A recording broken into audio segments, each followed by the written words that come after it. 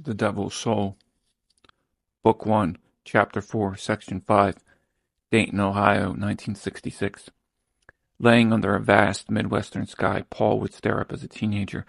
This sky only seemed vaster over hilly terrain, a subtle illusion, a kind of false symmetry pictured because expected. Cliched cream clouds, lusciousness of fat, spread under the sugar's white sparkle. Skies were usually of the father, but clouds were of the mother.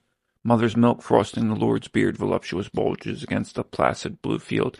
He expected to see shapes in the clouds, the original Rorschach test. He didn't see much, but he felt similar to when he was near his mother and sisters. His mother's chest he was now avoiding pressing against his sister's he guiltily wanted to.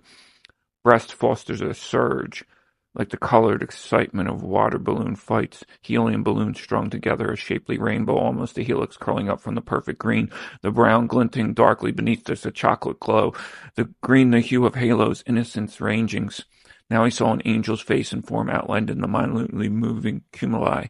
It was the benign face of the dead statues, undertaker, fixed death masks. He pictured a cloud-made angel levitating down on the grass's expanse, extending wands to bless, to play. This death mask suggesting the peace of sleep that would follow. Chapter 4, Section 6, Lancaster, PA, 1983.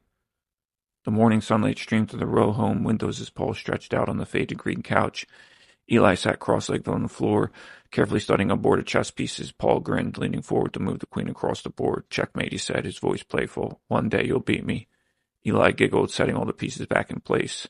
Paul stretched, arms behind his head, eyes sparkling. How about some hobbits? He reached for the Fellowship of the Ring. Eli scooted closer, his eyes fixed on his father's face as Paul read aloud.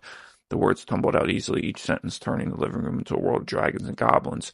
Paul's voice shifted with the rhythm of the story, sometimes slow and deliberate, other times fast and full of excitement, drawing Eli in. When Susan's voice broke through from the kitchen, lecturing about something Eli couldn't quite hear, Paul caught his eye and puffed out his cheeks in a ridiculous way. Eli stifled a laugh. Susan turned just in time to catch him. You're impossible, she muttered, shaking her head, but a small smile rounded her lips. Paul winked, making another face as soon as her back was turned. Later that afternoon, Paul and Eli sat on the front steps, the summer air thick and warm. Paul pointed up at the clouds. See that one? Looks like a dragon. Eli squinted, trying to see it, though he wasn't sure, seemingly. Yeah, he said anyway, his sunness, trusting Paul's eyes. When I was your age, Paul said, leaning back and resting his arms behind his head, I used to imagine flying with dragons. One day we'll get out of here, kid. We'll see the world, just like Bilbo. Eli's face lit up, but his attention wavered when a group of older boys wandered by. They walked slowly, their voices loud, laughter sharp.